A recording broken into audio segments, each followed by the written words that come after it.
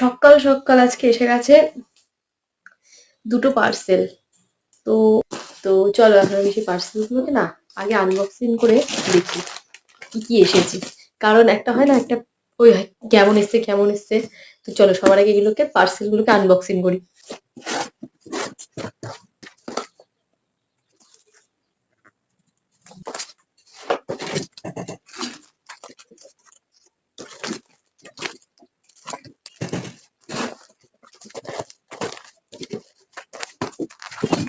এবার আরেকটা।